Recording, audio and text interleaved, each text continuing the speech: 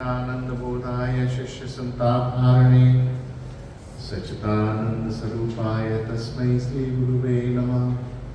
पीताम्बरालंकृत पृष्ठभागं भस्मावकुण्ठाखिलहृदयं विद्युत् सदा पिङ्गलिताभिरामं श्रीदत्तयोगीशमनतोऽस्मि। शङ्खचक्रगदापाणे द्वारकानीलाय गोविंद पुण्डरीकाक्षमांशनामृताम् नारायण परा वेदा देवा नारायण विदा नारायण परा लोका नारायण परा मका नारायण परो योगो नारायण परम तप नारायण परम ज्ञानं नारायण परा गति ध्याये नित्यं महेशं प्रजतिविनिमं चारुचन्द्रावत्नं रत्नाकल्पोज्ज्वालङ्गं पशुराभीति हस्तं प्रश्नं पद्मासीनं समन्तास्तुत्मव्याकृतितमसानं विश्वभागं विश्वबीजं निखिलमयहरं पंचमुखं त्रिशूलधार्यत्रेतधार्यलिङ्गाधार्ये नमो नमः। अतुलितबलधामं हेमशिहलाभदेहं दनुज्वलकिशानं ज्ञानिनां मृगाणं सकलगुणनिधानं नारायणं धीशं रघुपतिप्रियभक्तं वातजातं नमामि। याशी स्वयं सुकृतिनां भवनेषु लक्ष्मी पापात्मनां कृतध्यां हृदयेषु कुप्ति श्रद्धा सतां जनप्रभुवसलज्जा तां त्वां दास्मि परिपालय देवी विष्णु।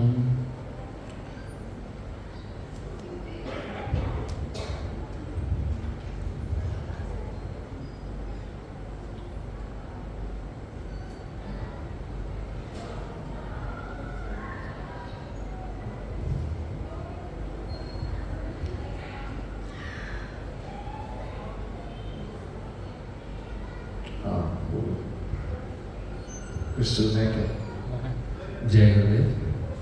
पिछले हफ्ते आपने हमें सत्संग में कथा सुनाई थी, एक राजा जिसने मछुआरे को 20 रुपये दिए थे जाल खरीदने के लिए, उसी वजह से उसे काफ़ी पाप भी लगा। आज के बिजनेस में हम जहाँ पर रह रहे हैं, कितनी बार अलाजी हम लोगों को रैम या कुछ गिफ्ट करते हैं जब भी उनके तीज त्यौहार आते हैं। कभी हम नहीं करना चाहते फिर भी वो लोग हमसे मांग लेते हैं कि ओगा डू समथिंग फॉर मी। तो उस टाइम पे हम लोग को कभी मजबूरी से, कभी because of good business as an appreciation उनको हम गिफ्ट करते हैं, कभी पैसे देते हैं, कभी क्या करते हैं। तो इसमें हमें भी कितना पाप लगने वाला है? पाप तो निश्चित लगेगा ही लगेगा, इसको आप अवॉइड नहीं कर सकते, 100% नहीं अवॉइड कर सकते।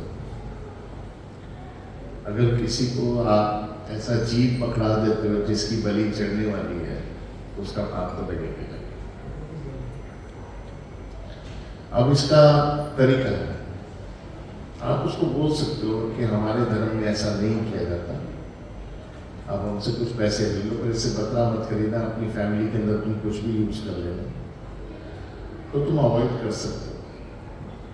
मेरे गुरु जी एक मुझे बात बहुत अच्छी बोलते थे, कहते थे गोविंद रास्ते बहुत है, अपनाने वाला चाहिए। रास्ते बहुत है, अपनाने वाला चाहिए। वैष्णवों को वैसे भी पाप की जो चीज है वो बड़ी फास्ट लगती है। अगर यहाँ वैष्णव जो भी होता है, हमारे रुद्र धर्म फिर भी गाड़ी चल जाती है, पर वैष्णवों में नहीं चलती है। वैष्णवों में पाप बहुत भारी उसकी भुगतान देनी पड़ती है, कोई इजी भुगतान नहीं है उसकी। तो मेरे हिसाब से तो नहीं करना चाहिए, रास्ते बहुत है, रास्ता तुम्हें ढूंढना है। ऐसा नहीं है कि बिजनेस हम नहीं करते या कोई और नहीं करता, तो जरूरी नहीं है कि वो यही दे। बहुत लोग करते हैं जो ये काम नहीं देते, आगे किसी चीज को नहीं पकड़ाते। इसी ग्रुप में कई लोग बिजनेस ऐसा करते हैं। ऐसा नहीं करेंगे वो जबरदस्ती देते हैं, तब तुम्हें भी कुछ तरीके ढूंढने पड़ेंगे। आप तो लगता ही इसमें कुछ और जी हम जानते हैं भक्तों में भक्त शिरोमणि हनुमान जी, जिस तरह से उन्होंने राम जी की शरणागतों की सेवा की, उसके बारे में कोई अच्छा सा व्याख्यान या कुछ जो आप हमें बता सके ताकि हम भी और जान सकें। देखो एक मैं बात बताता हूँ।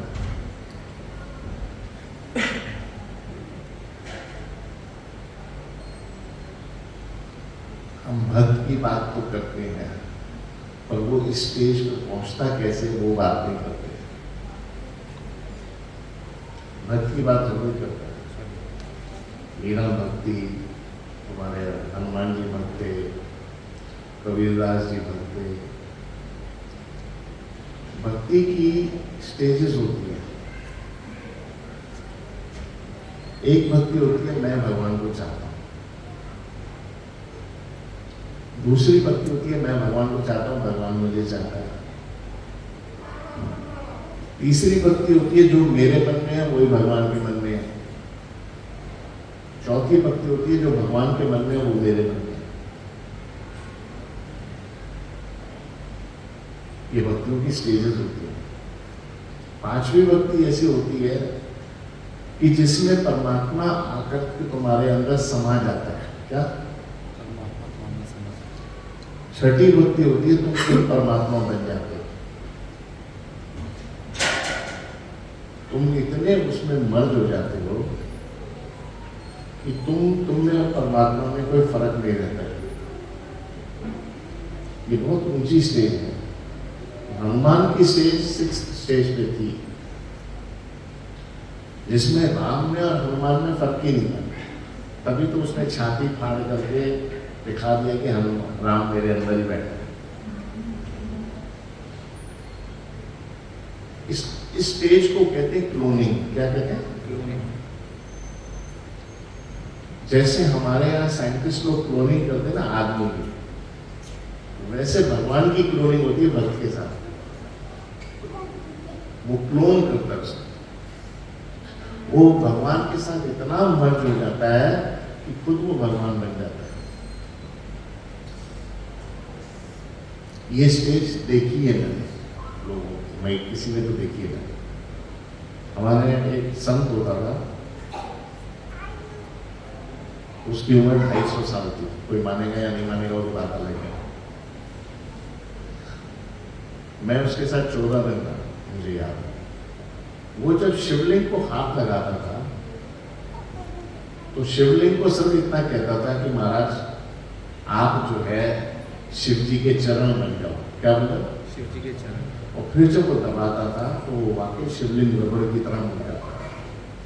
ये मैंने आपको देखा कृष्णा, आपको देखा, मतलब सुना सुनाया कृष्णा नहीं है, ये मैंने देखा। और फिर उसके बैठे पाँव लगाता है, शिवलिंग को दबाते दबाते दबाते दबाते इतना मर्ज हो जाता था वो। और मेरे गुरुजी भी वहीं थे। हमारे गुरुजी को भी उसने बोला आप भी शिव जी के पाँव दबा, और वाकई वो रबड़ की तरह हो गया था शिवलिंग, पत्थर वाला। जब मर्जिंग हो जाती है ना, मर्जिंग पता है कैसे होती है? आपने, मेरे पास सिर्फ एक ही एग्जाम्पल है मर्जिंग के। भृंगी एक इंसेक्ट होता है। क्या होता है? कभी भी यूट्यूब पे जाके पढ़ना। भृंगी एक इंसेक्ट होता है। अगर वो किसी दूसरे इंसेक्ट को पकड़ ले और उसके इर्द गिर्द घूमता रहे घूमता रहे घूमता रहे घूमते रहे, 10-15 मिनट बाद लेट से वो मक्खी के इर्द गिर्द घूम रहा है, तो मक्खी जो है वो भृंगी बन जाती है। ये मेरा देखा हुआ है, खुद का देखा हुआ है। मैंने अपनी जिंदगी में एक ही बार देखा। मैं दिल्ली में रहता था, एक भृंगी थी, वो घूम रही थी कभी। तो मुझे गुरुजी एग्जाम्पल्स तो देते थे तो मेरे को याद रहते थे। आपने कभी वो भृंगी इंसेक्ट देखा नहीं होगा। उसमें क्या है, अगर वो स्पाइडर के इर्द गिर्द घूम रही है तो स्पाइडर जो है वो भृंगी बन जाता था 100%। उसी तरीके से भगवान जब भक्त के इर्द गिर्द घूमता रहता है घूमता रहता है घूमता रहता है घूमता रहता है, तो भक्त को अपने जैसा बना देता है। ये उसकी खासियत है। पर इस स्टेज के लिए बहुत एक मन का बैलेंस चाहिए। हम लोग ये रोज पढ़ते हैं गज और ग्रहा जहरे लड़ेगा जल भी जल भीतर। क्या आप लोग ये कहानी के रूप में लेते हो कि एक हाथी का उसको मगरमच्छ ने पकड़ लिया, फिर भगवान को उसने पुकारा, फिर भगवान आया तो उसने मगरमच्छ के जो है चक्र से जो है काट दिया। मेरे गुरु जी ऐसे नहीं देखते थे, मेरे गुरु जी ऐसे देखते थे, गोविंद मुझे प्यार से समझाते थे, गोविंद सुन, ये मन जो है ना ये हाथी के बराबर है। ये हाथी जैसा जो मन है, जब इसको माया रूपी मगरमच्छ पकड़ता है और घसीटता है तो इस माया में घसीट करके ले जाता है। वो ऐसे समझाते हैं, कहते हैं जब माया से वो जीव दुखी हो जाता है कि अब सारी जिंदगी मैंने बच्चों की सेवा की, बीवी की, तबीयत भी सही नहीं रहती मेरी, मेरे घर किस काम के, मेरी बीवी किस काम की, मेरे बच्चे किस काम के, जब वो बिल्कुल दुखी हो जाता है ना तो सोचता है भगवान मुझे यहाँ से उठाई था। तो उस टाइम पे गज याद करता है, दिल पर सूंड जब इतना किनारा रहने में सूंड का, तब वो भगवान को याद करता है कि भगवान अब तो तू बचाए, अब तो बहुत हम पानी में डूबेंगे। कहता फिर भगवान आता है और उस मगरमच्छ को काटता है, उसके माया का फंदा काटता है और मगरमच्छ को मोक्ष देता है। क्या देता है? वो कछुआ गज को मोक्ष देता है। मैं कहानी ऐसे पढ़ता था गुरु के साथ, डिफरेंट वे से, ऐसे नहीं पढ़ता था जैसे तुम पढ़ते थे, पर ठीक है, एक शुरुआत के लिए अच्छी बात है। तो कहने का अर्थ ये है,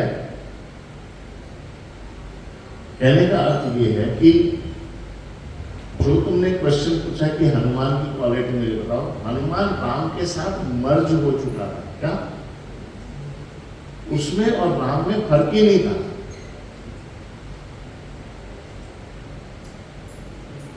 इतना मर्ज हो चुका था उसमें, भृंगी की तरह। जैसे भृंगी ने स्पाइडर को घूम घूम करके भृंगी बना दिया। भृंगी शिव का बहुत बड़ा भक्त था। आपने कभी अगर महाभारत की सीरीज सुनी हो इसकी, हर हर महादेव, तो उसमें भृंगी दिखाते हैं। भृंगी का एपिसोड है, बहुत अच्छा एपिसोड है, देखिए।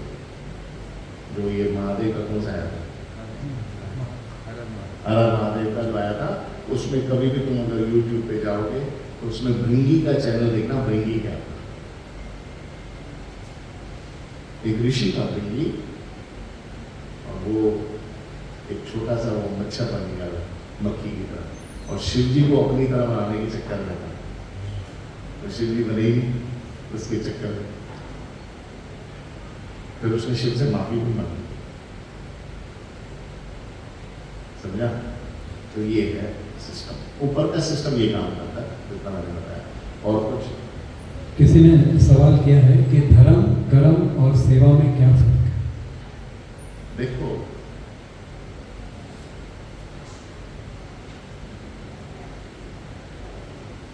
धर्म, कर्म और सेवा, ये तीनों ही तब फल देती हैं जब परमात्मा के लिए किया जाए।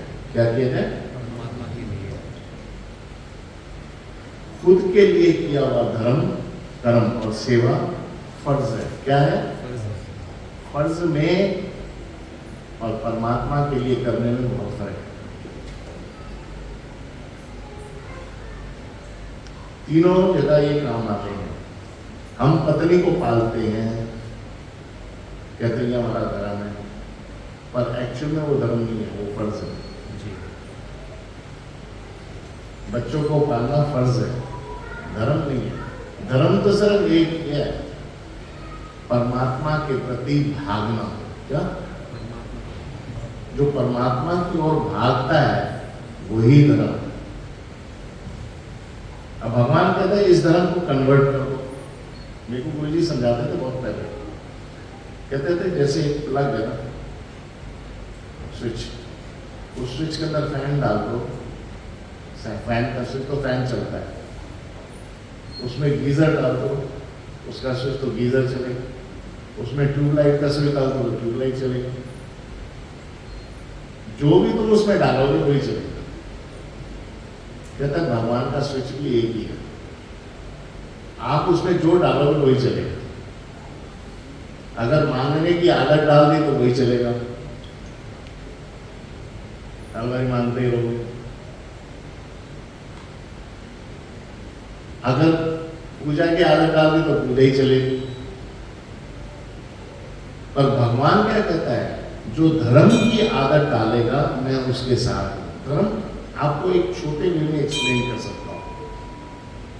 धर्म उसको कहा जाता है जो शास्त्रों के द्वारा लिखा गया हो या गुरुओं के द्वारा कहा गया हो। क्या वही धर्म है, या गुरुओं के द्वारा कहा गया हो या शास्त्रों के द्वारा लिखा गया हो।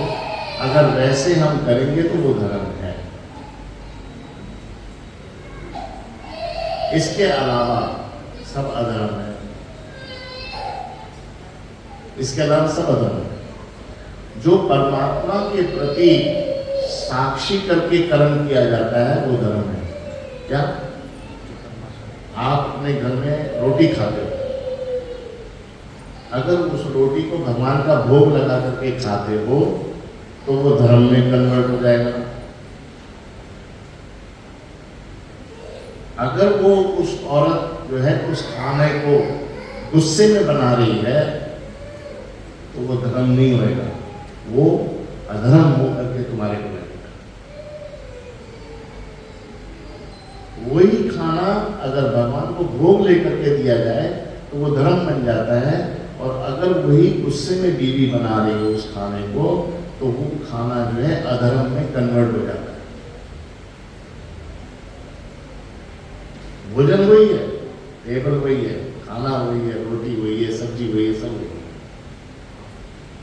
उसी तरीके से परमात्मा कृष्ण क्या कहते हैं कि जो मेरे को समझ करके, मेरे को मान करके जो कर्म करता है वो मैं धर्म में कन्वर्ट कर देता हूं। क्या आप भी देखो, मैंने एग्जाम को बहुत बारी दिया है। घर में आप खाना बना रहे हो, खाना बनाते बनाते आप बोलोगे भाई ये इतनी चपातियाँ किसके लिए बनाई है? क्या सत्यनारायण की कथा इसके लिए बनाई है? जिसने ये मुंह से निकाला कि सत्यनारायण की कथा उसके लिए बनाई है तो वो रोटियां जो है धर्म में कन्वर्ट हो जाती हैं। फिर एक अलग रख देगी वो 50 रोटियों को, फिर आने वाली 10 रोटियां बनाएगी, कहेगी कि मैंने अपने परिवार के लिए बनाई है, वो कर्म में आ जाएंगे। भगवान होशियार है, उसको सब पता है कि धर्म क्या और कर्म क्या। जो परमात्मा के लिए किया जाता है वो धर्म है, और जो परमात्मा के लिए नहीं किया जाए वो फर्ज और कर्म है। इसीलिए परमात्मा कहता है तू हर चीज को मेरे पे न्योछावर कर। किस पे कर? तू मेरे पे न्योछावर कर। अगर तू चीज मेरे पे न्योछावर करके उसका इस्तेमाल करेगा तो वो धर्म में कन्वर्ट हो जाएगा। इसीलिए अर्जुन ने जितने भी तीर चलाए भगवान कृष्ण को साक्षी करके चलाए, उसको किसी भी खून के इल्जाम में फांसी नहीं हुई, क्योंकि भगवान को समर्पित करके चलाया कि परमात्मा देख ले, मैं मार तो रहा हूं, धर्म है या अधर्म है ये सब तेरे चलो। जब उसने ऐसे करके तीर चलाए तो वो अधर्म वाले तीर भी धर्म में कन्वर्ट हो गए। आज हनुमान ने पता नहीं कितने राक्षसों को मारा हुआ, लंका जला दी। वो अधर्म भी धर्म में कन्वर्ट हो जाता है क्योंकि वो राम के लिए किया गया। क्या? राम के लिए। कहता भगवान मैं तेरे लिए कर रहा हूं, मेरे को कोई शौक नहीं है लंका में आ जाना। तो भगवान कहता है जो मेरे लिए किया हुआ कर्म है वही धर्म है, बाकी सब अधर्म है। और कुछ? गुरुजी हमें सत्संग में रामायण का एक उदाहरण बताते हैं कि जब हनुमान जी ने भगवान राम से पूछा कि महाराज ये सब आपको मानते हैं पर फिर भी दुखी क्यों है? इस पर राम जी कहते हैं कि मानत मोर कर नर आशा कैसे करूं विश्वास। इसी संदर्भ में आपने एक बार बात बताई थी कि हम भगवान के पास आते तो हैं मंदिरों में, पर हमारे भाव सही नहीं बनते, वो द्वैत भाव बन जाते हैं। उसका कारण है हमारे में द्वैत भाव आता क्यों, उसका कारण है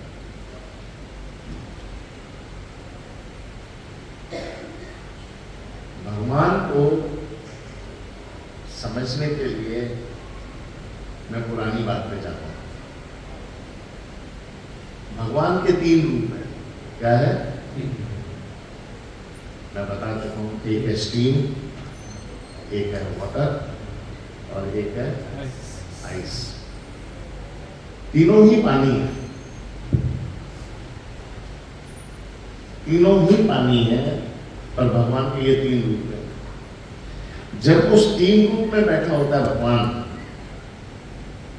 तो उसको ब्रह्म कहते हैं। क्या कहते हैं? जब वो वाटर के रूप में भगवान बैठा होता है, उसको कहते हैं परमात्मा। क्या कहते हैं? परमात्मा। और जब वो आइस के नहीं, जब आइस के रूप में होता है तो परमात्मा होता है, जब वाटर के रूप में आता है तो उसको भगवान कहते हैं। क्या कहते हैं? भगवान। अब इन तीनों में फर्क क्या है? पहले इस बात को समझो। स्टीम तुम्हारा प्यास नहीं बुझा सकती, बर्फ भी तुम्हारा प्यास नहीं बुझा सकती। प्यास बुझाने के लिए पानी चाहिए। अगर आइसक्रीम ठंडी करनी हो, ठंडी जगह पे रखनी हो, तो फिर बर्फ चाहिए। पानी और स्टीम दोनों काम नहीं आएंगे। और अगर नाक में भाप लेनी हो तो पानी से नहीं ली जा सकती, आइस से नहीं ली जा सकती, उस टाइम पे स्टीम काम आएगी। उसी तरीके से परमात्मा के रूप हैं। जो ब्रह्म का रूप होता है वो परमात्मा गुरु के अंदर बैठा होता है। इसमें गुरु के अंदर। इसीलिए गुरु को पारब्रह्म परमेश्वर कहा जाता है। जो नारायण का रूप है या आइस का रूप है, वो सृष्टि रचने में काम आता है। और जब पानी का रूप है भगवान का, वाटर का, उसी से ही भगवान जो है कृष्ण और राम बन करके आते हैं। क्योंकि पानी के बगैर प्यास नहीं बुझेगी, तो कृष्ण और राम जब हमारे बीच में आते हैं तो हमारी प्यास बुझाते हैं जन्मों की। क्योंकि जन्म जन्म से हम उन्हें मान रहे होते हैं, करोड़ों जन्मों से हम कृष्ण भगवान नारायण को ही मान रहे होते हैं, ब्रह्म को ही मान रहे होते हैं, किसी न किसी को मान ही रहे होते हैं। भगवान कहता है अच्छा चलो इतने साल तूने माना है, इस जन्म में तू भी पैदा हो, मैं भी पैदा होगा, और फिर तेरे साथ में खेल खेलूंगा। अब भगवान के हर जन्म में हर बारी तो आ नहीं सकते, तो भगवान ने एक लिवरेज दी हुई कि जो मेरा रूप है वो संत का रूप है। किसका? जो तुम मुझसे एंजॉय करना चाहते हो, संत से एंजॉय करो। इससे क्योंकि संत के अंदर मैं ब्रह्म रूप में बैठा हूं,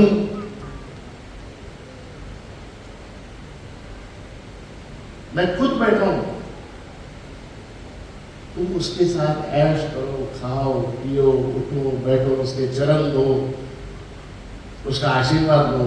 तुम ये समझ लेना मैं ही आशीर्वाद दे रहा हूं भगवान को। क्या? इसीलिए संतों की मान्यता है, क्योंकि संत में और कृष्ण में फर्क नहीं, संत और राम में भी फर्क नहीं। अब ये द्वैत भाव आता कहां से कि वो अलग है हम अलग है। उसको द्वैत भाव का फर्क तब आता है जब उसने अपने गुरु को भगवान नहीं माना हो, वहां फर्क आएगा। अपने गुरु को या अपने संत को भगवान नहीं जिसने माना है, उसमें फर्क आएगा। वो भगवान शिव में और संत में फर्क देखेंगे, हनुमान में और संत में फर्क देखेंगे, नारायण और संत में फर्क देखेंगे, और फंस जाते हैं। क्योंकि गुरु ग्रंथ साहब में लिखा है, गुरु तुठे सब कुछ पावा, गुरु सच्चा सृजनहार। जब तक गुरु तुमसे प्रसन्न नहीं होता है, परमात्मा प्रसन्न होगा ही नहीं, चाहे तुम कितनी सेवा करो। ये गुरु खुला गुरु ग्रंथ साहब में लिखा है। इसलिए गुरु की प्रसन्नता बहुत जरूरी है। अगर गुरु प्रसन्न है तो अंदर समझो भगवान प्रसन्न है, बैठा हुआ भगवान। अच्छा, वो ब्रह्म प्रसन्न है, वहां में प्रसन्न हो जाता है। जब ब्रह्म प्रसन्न हो जाता है उससे नाच करते करते, फिर ब्रह्म क्या करता है? भगवान के अंदर जो बैठा हुआ, जो गुरु के अंदर बैठा हुआ भगवान, वो जब प्रसन्न होता है तो फिर क्या करता है? फिर किसी दिन क्या है, अवतार लेकर के आ जाएगा। फिर देखो कहेगा, देख गोविंद, जब तू उस समय गुरु की सेवा कर रहा था, मैं तेरे पे प्रसन्न था, मैंने तेरे से ये वादे किए थे, मैं इसलिए पूछा है। ये जितने कृष्ण के साथ लोग थे, ये जन्मों से तपस्या कर रहे थे भगवान की, वो एक दिन से थोड़ी कर रहे थे। गोपियों ने पता नहीं कितने जन्म सेवा की होगी अपने संतों की, गुरुओं की, तब जाकर के उनको भगवान नारायण लगे। बिना संत की सेवा के परमात्मा की प्राप्ति हो ही नहीं सकती। न शास्त्र नीति से भी कहीं नहीं लिखा गया। पर जब ये ज्ञान गुरु देना शुरू करता है तुम्हें, तो ये द्वैत अद्वैत का भाव खत्म हो जाता है। फिर तुम्हारे को गुरु के अंदर ही गणपति नजर आएगा। हमारे गुरु जी बहुत पहले मुझे दिखाते थे, बताते थे गाना, मैंने शायद बताया भी होगा गाना, कौन सा? देखो देखो देखो, 22 को देखो, दुनिया का कुतुब मीनार देखो, आगरे का फिर मीना बाजार, दिल्ली का मीना, बाद में घुमाता रहता है और सब देखता रहता है। उसी तरीके से गुरु घुमाता रहता है, तुम्हें गणपति भी दिखाई देगा, शिव भी दिखाई देगा, पार्वती भी दिखाई देगी, तुम्हें राम भी दिखाई देगा, पर घुमाने वाला कोई वो ही होता है। जब तक ये तुम्हारे अंदर नहीं है कि जो चीज तुम देख रहे हो, चाहे वो 250 साल के संत के साथ था, बैठा था, उठता था, पर मैंने अपने गुरु को उससे कम नहीं समझा। चाहे उसने मुझे शिव दिखा दिया, उस संत ने मुझे शिव भी दिखा दिया, शिवलिंग भी दिखा दिया, रबड़ की तरह बन जाता था वो भी दिखा दिया, और फिर भी मैंने अपने गुरु को नहीं कम समझा, क्योंकि मैंने देखा कि ये शिवलिंग भी मेरे गुरु के अंदर ही बैठा है। आज भी तो मेरे को दिखता भी नहीं। ये द्वैत भाव जब निकल जाए तुम्हारे अंदर, तो तुम्हें परमात्मा नजर आएगा, नहीं तो नहीं नजर आएगा। नमस्कार सबको करो, पर रिश्तेदारी एक रखो।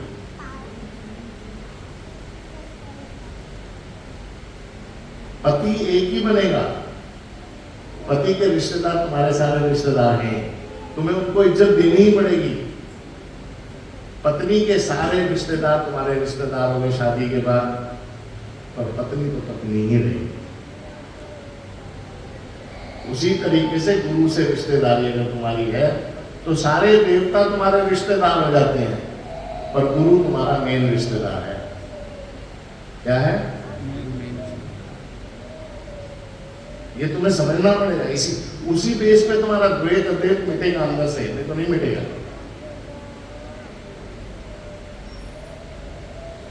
गुरु ही मेरा सच्चा रिश्तेदार है, इसके अंदर बैठा शिव भी मेरा रिश्तेदार है।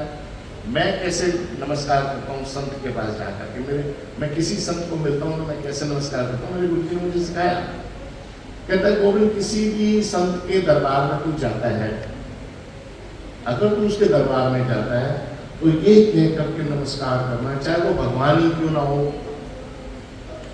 चाहे वो मेरे से ज्यादा पहुंचा हुआ क्यों ना हो, चाहे वो त्रिलोकीनाथ क्यों ना हो, उसको सिर्फ ये कह के नमस्कार करना कि हे संत जी, आप इस स्थान के मालिक हैं, इस स्थान के स्थानाधीश हैं, मैं इसलिए आपको नमस्कार करता।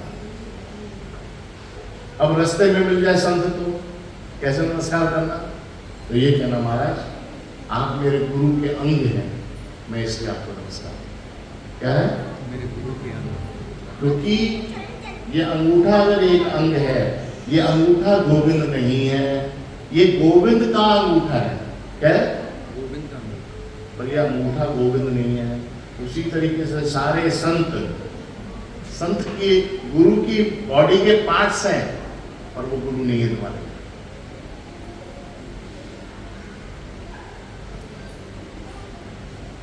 तो ये द्वैत भाव और डबल माइंडेडनेस चलती है ना कि वो बड़ा, मेरे से आधे से ज्यादा लोग तो इसी बात पे आर्ग्यू करते हैं वो संत बड़ा पावरफुल है।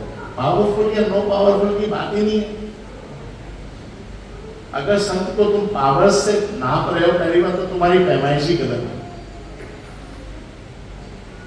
संत संत ही होता है, बाप ही होता है, चाहे वो गरीब बाप हो या अमीर बाप। तुम उस बाप को उसकी गरीबी और अमीरी से उसको बाप की तुलना नहीं कर सकते, उसको नाप नहीं सकते। तो ये तुम्हारे अंदर जो डबल माइंडेडनेस है ना, ये बड़ा ये छोटा, भगवान कृष्ण बड़ा, भगवान राम बड़ा, सीता बड़ी, हनुमान बड़ा, ये बड़ा, सब गुरु के अंदर ही है। आज शिव जी ने ऐसे जटा से यूं मारा, जब सती जल गई तो उसमें से क्या निकला? काल भैरव। क्या किसके अंदर था काल भैरव? शिव के अंदर ही बैठा था। वो यूं जटा निकाल के ठक करके निकला। अब लोग काल भैरव को अलग मानते।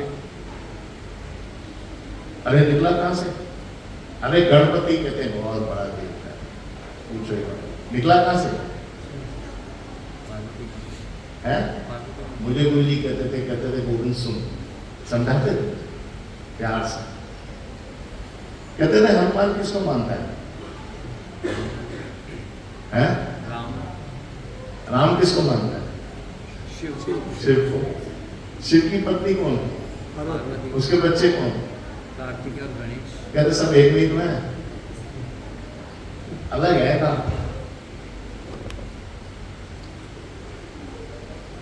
लोग कहते गणपति बड़ा, हम कहते शिव बड़ा। अरे शिव से कौन बड़ा? राम बड़े, क्योंकि राम को शिव मानते हैं। ऐसे बड़े छोटे के चक्कर में हम फंसे रहते हैं। मेरे से सच पूछो तो एक ही बड़ा है, जो तुम्हारे दिल में बैठा है वो तुम्हारा बड़ा है। क्या?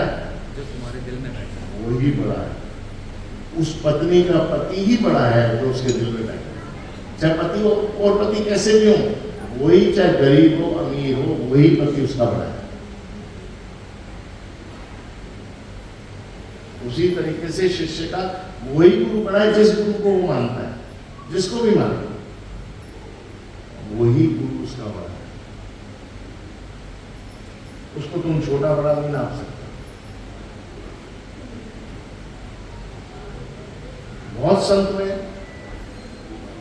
आज टेगोराम संत हुआ, कंवर भगत संत हुआ। कंवर भगत के गुरु जो थे, नाम क्या था मेरे भूल गया, सतराम दास, वो बड़े थे। अब तो कंवर राम के लिए तो क्या कहते हैं, वही बड़े थे, सतराम दास। अगर सपोज हमारे गुरु जी आज सतराम दास को मिलने चले जाए तो कंवर भगत क्या कहेगा? महाराज आप मेरे गुरु के अंग हैं, मैं आपको नमस्कार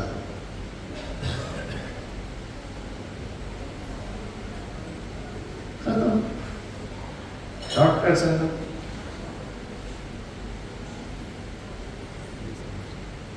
समझा? और कुछ तो द्वैत भाव तभी खत्म होगा जब गुरु के अंदर तुम्हें परमात्मा देखना शुरू हो जाए।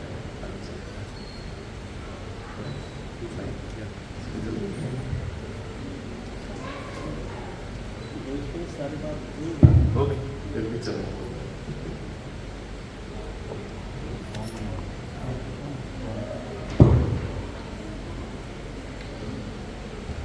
भगवान श्री कृष्ण जो है गीता के 12वें अध्याय में 11वां श्लोक है, 10वां श्लोक है। भगवान कहते हैं कि हे अर्जुन, यदि तुम भक्ति योग के विधान को अभ्यास नहीं कर सकते हो तो मेरे लिए केवल कर्म करने का प्रयत्न करो, क्योंकि मेरे लिए कर्म करने से तुम पूर्ण अवस्था और सिद्धि को प्राप्त हो सकते हैं। भगवान कृष्ण कहता है, सुनो, अब यहाँ पे मेरी सोच कहती है अलग। जिन लोगों के पास गुरु नहीं है उनको भगवान राम, हनुमान, राम जो भी अच्छा लगे उसको पकड़ लेना चाहिए। पर जब एक बार गुरु मिल जाए तुम्हारी जिंदगी के अंदर, तो परमात्मा को गुरु के अंदर देखने की कोशिश करना, नहीं तो प्रॉब्लम खड़ी हो। फिर भगवान बिल्कुल अपसेट हो जाते हैं, क्योंकि भगवान कहता है इतनी तपस्याओं के बाद मैंने तेरे को गुरु दे दिया, इस गुरु के अंदर नहीं बैठा हूं, इसको समझना शुरू कर दो। क्योंकि परमात्मा दो तरीके से आता है, एक ज्ञान से और एक त्याग से। किससे? ज्ञान से और ध्यान से। एक ज्ञान से क्या? तो ज्ञान देने वाला गुरु है। जो भगवान आकर के ज्ञान नहीं देता है, भगवान को फुर्सत ही नहीं ज्ञान देने के लिए, क्योंकि भगवान को साथ रहना पड़ेगा ज्ञान देने के लिए, इसीलिए उसने संतों को ये डिपार्टमेंट दे दिया।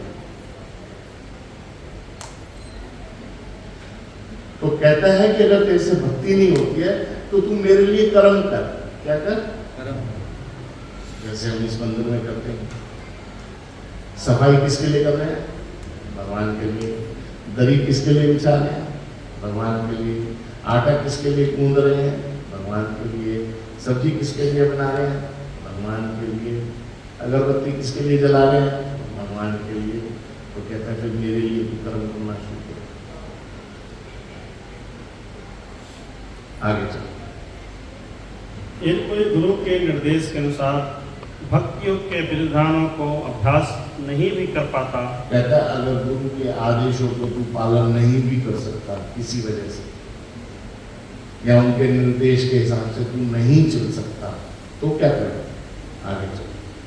तो भी परमेश्वर के लिए कर्म करके उसे पूर्ण अवस्था प्रदान कराई जा सकती है। कहता है सपोज तुम गुरु की आज्ञा नहीं मान सकते हो गलती से, तो भी एक काम करो जिसको तुम अपना भगवान मानते हो। जैसे तुम अपने हनुमान को मानते हो, गणपति को मानते हो, शिव जी को मानते हो, मीरा को मानते हो, दुर्गा को मानते हो, जिसको उसके लिए कर्म करते रहना।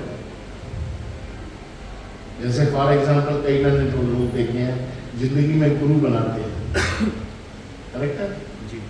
गुरु बनाने के बाद नवरात्रे भी रखते हैं, तो गुरुओं के आदेश अगर वो नहीं भी पालन कर सके किसी वजह से, तो जिसको वो मानते हैं उसकी तरफ वो कर्म करते रहे, उस कर्म को रोकना हो। आगे चलो। भगवान कहते हैं कि कर्म किस प्रकार से किया जाए, इसकी व्याख्या हे अर्जुन मैं 11वें अध्याय के 55 श्लोक में पहले ही कर चुका हूँ। दे चुका है। आगे चलो। भगवान ने कहा मनुष्य में केवल भगवान के प्रति प्रचार हेतु सहानुभूति होनी चाहिए।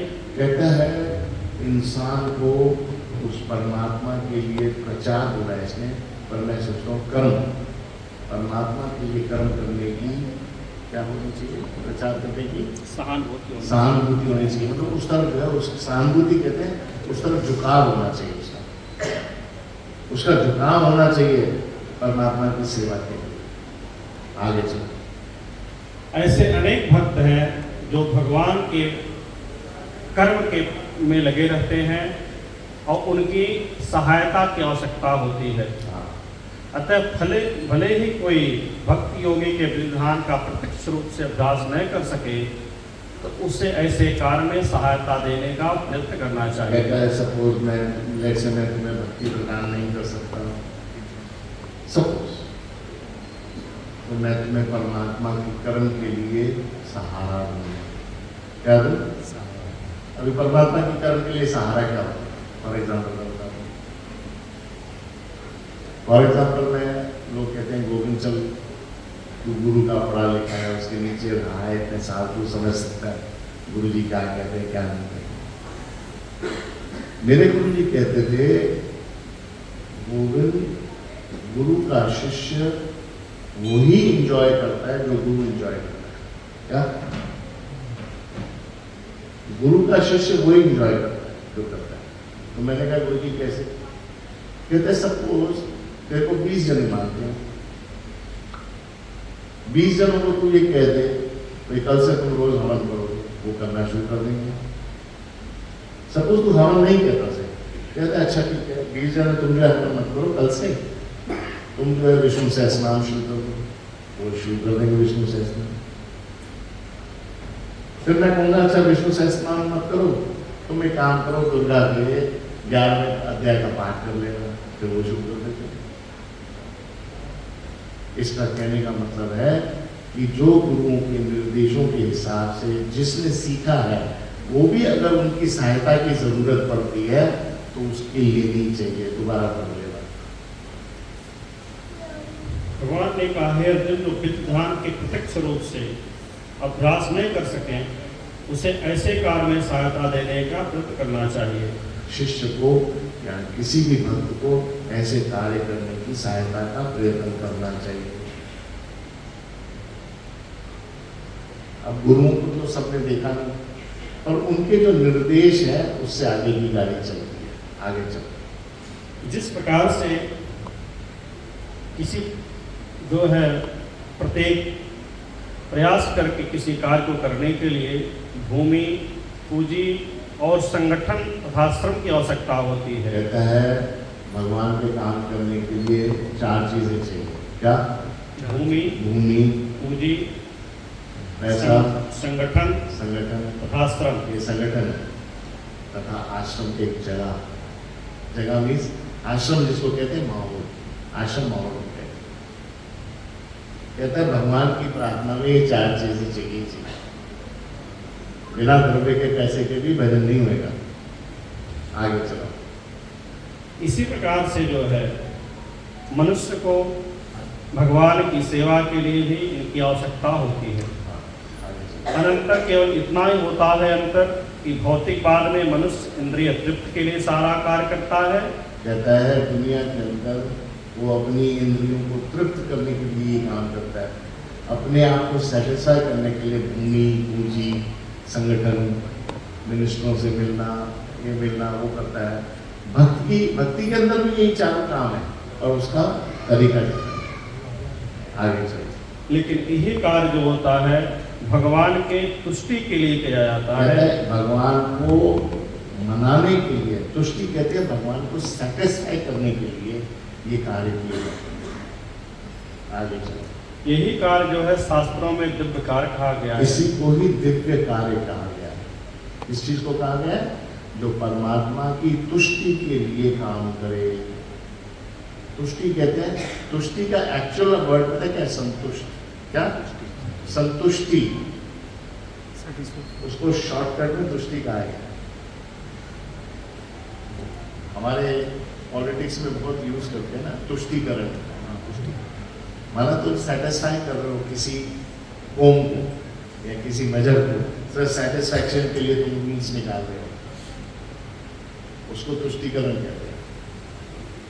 जैसे पर्टिकुलर कम्युनिटी को खुश करने के लिए वो एक रूल निकाल देते हैं। उसी तरीके से परमात्मा की तुष्टि के लिए ये काम करते रहना चाहिए। जब परमात्मा एक दिन प्रसन्न होगा तो तुम्हें एक बहुत अच्छा संत भेज देगा, फिर तुम उस संत की सेवा करते करते परमात्मा के पास पहुंच जाओ। This is the short. आगे बस हो गया। यदि किसी के पास पर्याप्त धन है तो भगवान के कार्य में जहाँ भी हो सके वहाँ पे खर्च कर पैसा, अगर पैसा है तो पैसा भगवान के पास लगो, भगवान के कार्य में लगो, जो भी तुम्हारे समझ है। आगे कर्म के विविध क्षेत्र हैं और मनुष्य को ऐसे कर्मों में रुचि लेनी चाहिए। यदि कोई अपने कर्मों के फल को नहीं त्याग सकता है तो कम से कम उसका कुछ प्रतिशत भगवान के कार्य में लगा देना चाहिए। कहता अगर तुम 24 घंटे नहीं दे सकते हो भगवान को तो 24 मिनट दे दो। अगर 24 मिनट नहीं दे सकते तो 12 मिनट दे दो। अगर 12 मिनट नहीं दे सकते तो 6 मिनट दे दो। भगवान इतना फ्लेक्सिबल है। कहता तुम्हारे 6 मिनट को 24 घंटे में अपने आप ही बना दो, तुम दो तो सही, तुम 6 मिनट दे दो। मैं तो 3 मिनट ही देता हूँ, ये सब करता हूँ, मेरे से बैठे ही जाता, बैठे ही नहीं। मैं कहता हूँ मेरे 3 जो है आपके 300 चल रहे मिलाई, क्या करेगा? नहीं बैठा जाता, नहीं बैठा जाता। देखो, मैंने एक बात देखी है, प्यार में सब जायज है और फॉर्मेलिटी में कुछ जायज नहीं। क्या? प्यार में सब जायज है। अगर भगवान से प्यार हो गया और गुरु से प्यार हो गया तो तुम्हारी गलतियां भी छुपी रहेंगी। अगर प्यार नहीं है तो तुम्हारी गलतियों को भी उजागर करके बताया जाएगा। ये है सिंपल सिस्टम। पत्नी से प्यार है, उससे शीशा टूट जाए, ये अच्छा हो। नौकर से प्यार है, शीशा टूट गया ना, उससे बहुत बड़ा अच्छा हुआ, टूट गया, बहुत दिन से मैं सोच रहा था बदलने की। तो नहीं प्यार हो, तुम्हें उससे नफरत हो, नौकर से, तुम देखो क्या काटते हो उससे। भगवान का, भगवान कहता है मेरे साथ प्यार है तो तुम जो कर रहे हो सब जाएगा, और अगर प्यार नहीं है